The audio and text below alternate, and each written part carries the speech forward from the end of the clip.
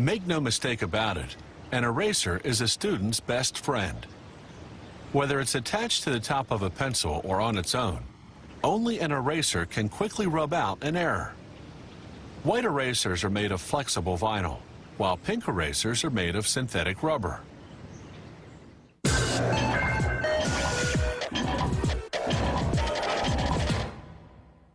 In 1736, a French explorer observed South American native Indians using a certain tree resin to make bouncing balls.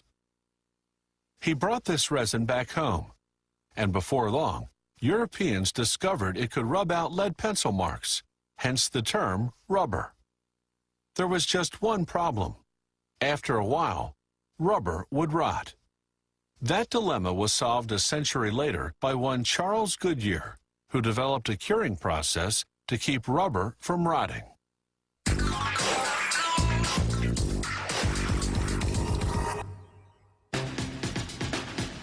A lot of ingredients go into making a simple pink eraser.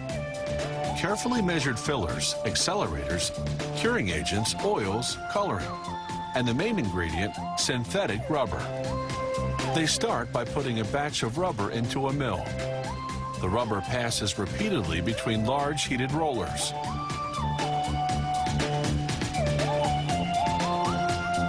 They throw in any defective erasers from the last production run, recycling them into this new batch. Then they add sulfur as a curing agent, accelerators to help the sulfur do its job, and red coloring. They blend everything for 5 to 10 minutes until the mixture is the consistency of heavy dough. Next, vulcanized vegetable oil. That's vegetable oil treated with sulfur.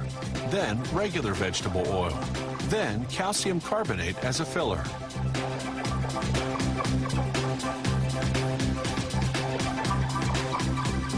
When the color and thickness are just right, workers remove the rubber, which by now is hot and soft as a result of all that milling. They leave it to cool and harden at room temperature for about half a day.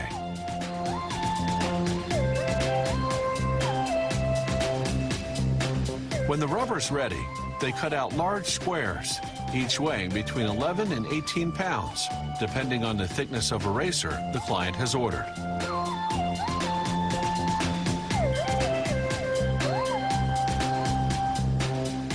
The squares go into a steam-heated press to cure for about 20 minutes at 325 degrees Fahrenheit.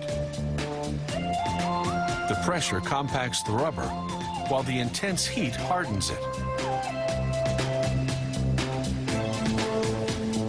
They trim off the excess, then submerge the hot rubber squares in cold water to stop the curing process. To make erasers that erase both lead and ink, they cut beveled strips from 2 batches of rubber, one pink and one blue.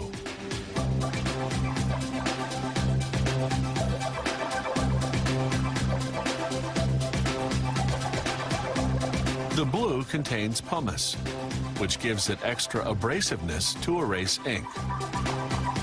They pair up each pink with the blue to form a 2-color strip.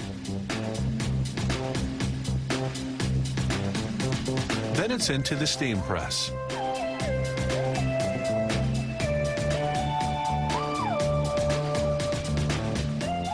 After 12 minutes, workers remove the trays, trim off the excess, and submerge the strips in cold water to stop the curing process.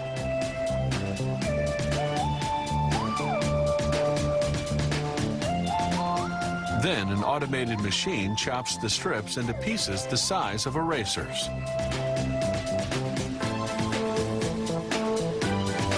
Now back to the all-pink erasers. The rubber squares come out of their cold water bath and go through a machine that cuts strips with beveled edges. Then chops the strips into erasers. From there, the erasers drop into a giant barrel. Workers throw in some talc to prevent them from sticking together. Then they set the barrel spinning for 3 to 5 hours. As the erasers tumble against each other, the abrasion rounds off their edges.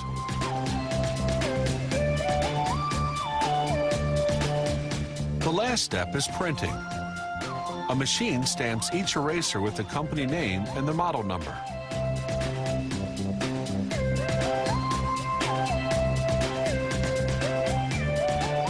It's not the rubber that gives the eraser the ability to erase, but rather the vulcanized vegetable oil that's in it. That's what makes the eraser crumble when rubbed on paper, taking away the pencil marks with it.